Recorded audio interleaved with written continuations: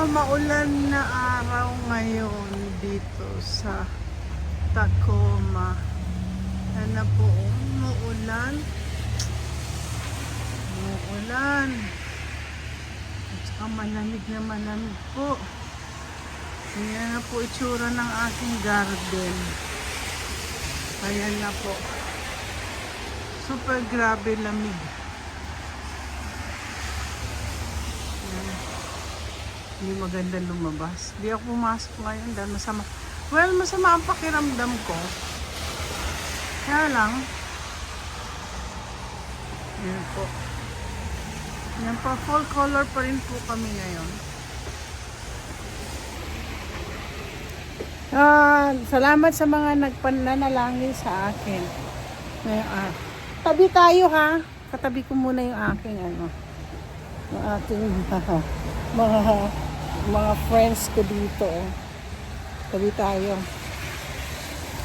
Oh, malamig na. Super grabe lamig. Pero kanina po ako ay nagising.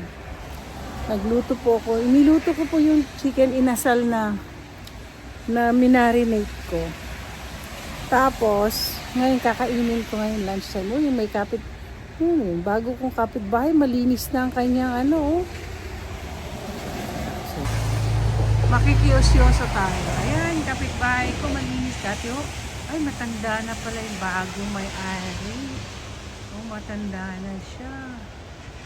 Okay. Alam niyo, dati ang dumi-dumi niya yung kapitbahay ko na.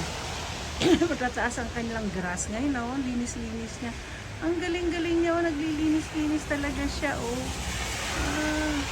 ito po yung aming neighborhood. Yan, di ko alam po nung lahi, pero ito. Kaya mga yan, Vietnamese po yan. Pero dati, yung nandoon naman, Koreano yan, pero hindi ko alam kung sino bagong bumili. Ito naman dito, ang kapitbahay ko na yan, mabait yan si Violet. British siya, pero asawa niya parang Middle Eastern. So, anyway, nakita ko sa inyo na, kaya ba't ako lang dito sa labas? Kasi wala lang, gusto ko lang makita ulan. Malungkot, sabi nila malungkot daw. Hindi naman na malungkot. Ay, nako, na-miss ko kayo guys, na-miss ko ang live. Siguro mamaya. Anyway, andito kanina si Nap kasi hindi ako pumasok. Gusto ko kanina tinanggal ko yung laman na nito na pinag-anuhan ko. Kaya lang ito, parang ayoko, nandidiri po ako sa Alam ko taba po yan ng chicken. So anyway, sabi ko kay Nap, hindi ako papasok. Ngayon, ang tawag nito, inilagay ko na yung mga chicken inasal sa mga bawat So sabi ko sa kanya, pasok siya, dan meron ka akong ipa-fax, yun lang naman tatrabahuhin ko. So ayoko nang magtrabaho. So ngayon sabi ko kay Nap, punta siya sa dito sa bahay, pick up niya yung share niya. 4 ito kanina. So, ito kakainin ko ngayon lunch. Tapos, ako po ay pinadalhan ng umaga habang nagluluto, nagfo-food vlog ako. May kumatok sa bahay, dito sa harap ng bahay. Ang lakas-lakas. Kaya pala, hiningi sa akin ni Sister Bean ang aking telephone number. Tawagan ako. So ngayon si Bim, ang aking kapatid na alam niyo po, sa totoo lang natutuwa ako dito sa YouTube po. Sa YouTube ko po sila nakilala na naging magkaibigan kami. Sila yung mga tunay na pinadalan po ako ng strawberry.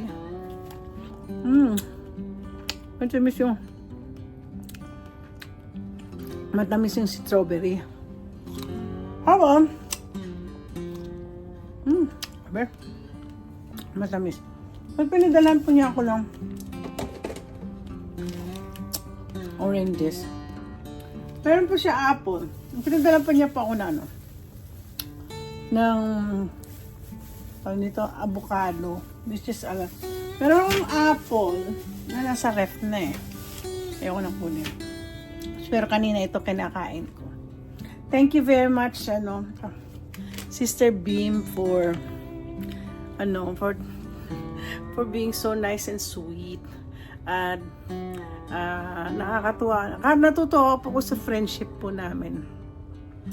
Shout out kay dahil kay Ruel, may mga kaibigan po ako. Oo. Dahil sa YouTube na to, sa group chat namin, naging para kami mga magkakapatid. So, yan, sina Lulu, Maring Lulu, si BFF Mayan, si Den, si Beam, si Maritel taga dito. Tapos si Lealyn. Ako pag ako si Teresa, si Karen, si Hanabi, si Leng, yun ang tawag namin doon. Sino pa na-miss ko?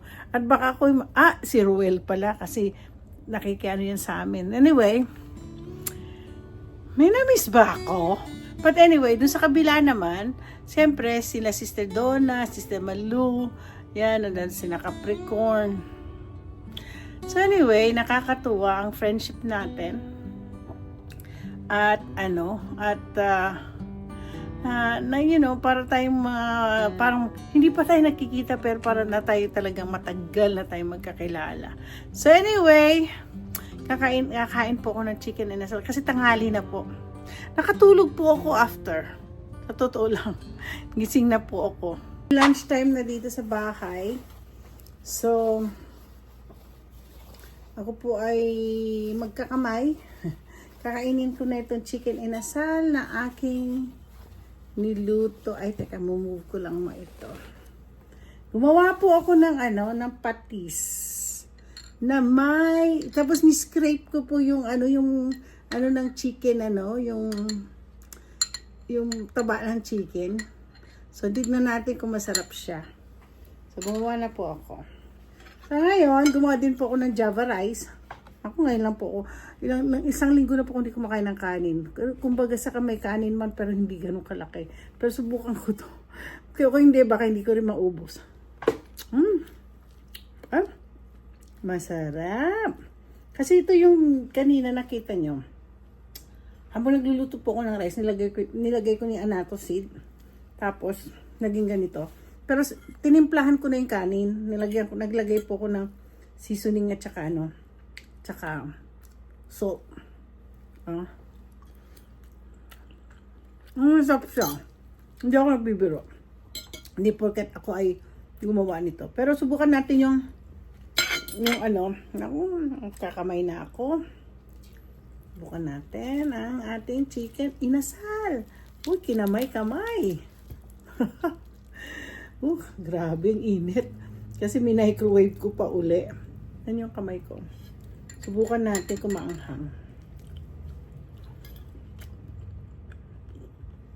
Hindi masyado. Maanghang. Meron ko dating bird eye. Tawag doon sa siling labuyo dito, bird eye chili. Kaso, hindi na sila namatay na. So, sa tingin ko, magtatanim na naman ako next year. So, ayan, ang sarap po. First time ko talagang anihin itong chicken inasal na to. Ang sarap. Naku ba, maubos ko ba yung kanin? Success ang aking chicken inasal. Hindi natin mag-business ako ng business na naman. Kanina kahapon sabi ni Carmela, sabi ko, ayoko na gumawa ng empanada, matrabaho. Sa ganito, ganyan. Sabi ko, magkagawa kaya akong sardinas, sabi ko. Ibebenta ko, sabi ko gano'n. Sabi niya sa akin, hindi kami naniniwala sa'yo ever since. Kasi, ibibigay mo lang. Kilala po ako ng mga staff ko. Kilala po ako ng mga kaibigan ko. Na, hindi ako. Ito lang paggagawa ng taxes ako nag-succeed. Other than that, kung magtayo ako ng business, lalo pag nagtitinda, baka hindi daw magsasucceed kasi maawain daw po ako. Pamimigay ko lahat ng paninda ko. Kaya, Huwag ko na isipin. Tapos pag nagtayo naman ako na, oh, di ba naalala naman, sabi ko na, lugi ako sa lugawan ko. Tayo man ako ng restaurant, baka naman daw, lahat di papasok sa bahay, puro libre. Kaya siguro gagawin ko, para magandang Christmas gift, gawa ako na pwede rin itong chicken inasal, gawin natin, lalagay ko sa magandang, para maganda presentation, lagay ko sa, may bilao na nga ngayon. So, mga kaibigan ko buong pamilya, gawin ko sa chicken inasal, lagay ko sa bilao na, alam nyo, mahirap kasi magbenta dito ng pagkain. Ang kalaban mo, Department of Health. So, hindi pwedeng kasi masalimuot kasi po dito ang yan, pwede kayo magtitinda-tinda dito, dyan sa inyo. Pero dito ho, kalaban yung Department of Health. So, meron nga, pag ka ng business licensing mo, kailangan meron pa sa bahay.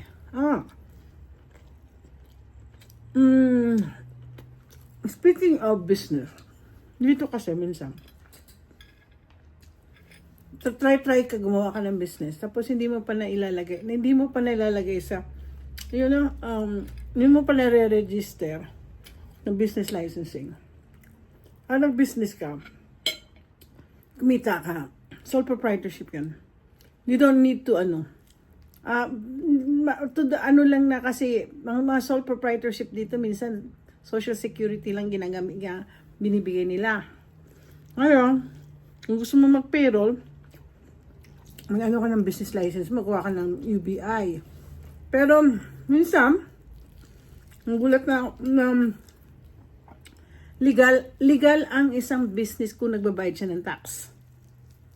Tandaan nyo. Kung may license ka man, siyempre ipapalicense mo. At saka hindi naman pwedeng, gaya ng kay Ruel, hindi naman sila pwedeng gumawa ng construction pag walang kasi may lisensya yan, may mga building permit. Ang alam ko yata gumagawa nun, si Belgium. So, dito sa amin kasi, pag gusto mo construction, meron nga dito mga handyman sila? Sole proprietorship. Hindi na sila pero pag binibigyan lang sila ng 1099 sa kaya. Pero nakakatawa. May ibang gusto na cash para hindi na i-file taxes. Yan din po isa sa mga kung nagla-licensing ako. Lahat ng mga kliyente ko ako gumagawa ng license nila. Kaya step by step. Grabe. Ang sarap. Hindi ko alam sana magustuhan ng asawa ko. Meron pa ako natirang 2 pieces. Kaya yan, gumawa ako noon ng ganito. Hindi ganun pala sarap. Ngayon, ayaw niya yung kulay ng rice. Sabi ko, hi, this is a Java rice. Sarap. Madali lang pong gawin.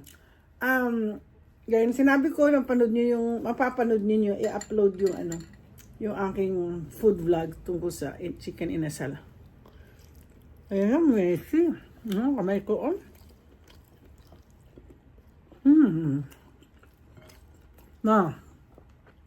sabi ko, ayoko ubusin ng kanin, Mukha na uubos ko na. Anyway, salamat at sinamahan niyo ako ngayon. Si Nap, kinuha niya na share niya. Alam mo,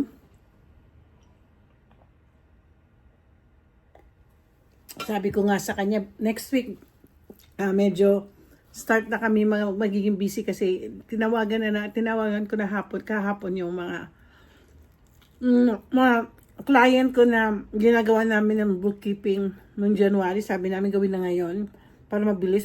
Total, sabi na, gusto namin gawin taxes na maaga. So, yun na.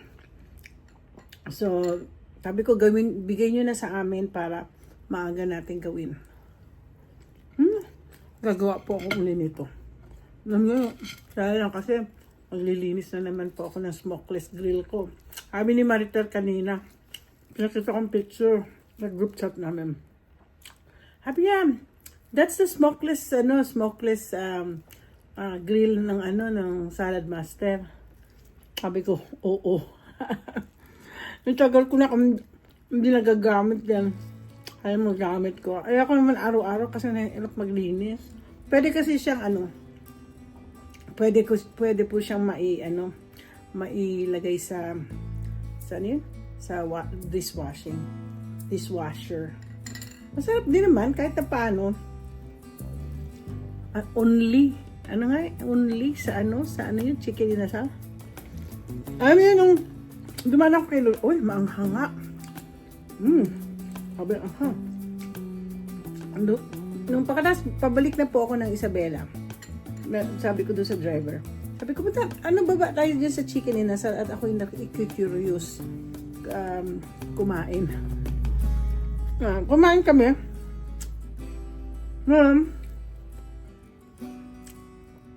Only rice, grabe. Pero hindi ko na inano. Ang inano ko lang yung chicken inasal kasi ayoko naman only rice. Tama lang to. Ito 1 cup lang naman. Ganyan na lang ako. Sandwich pendi.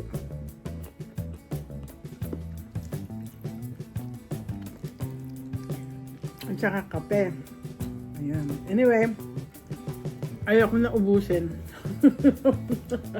Kalahati lang yung kakain. Kinain ko. Uy, sarap nga. Ikikip ko tong chicken siya. Wala siya yung anghang. Anyway, salamat at pagtsatsagaan ninyong panoorin ito. Don't forget to like and subscribe at gawa na kayo ng chicken inasal. Madali lang po. Panoorin niyo yung vlog ko.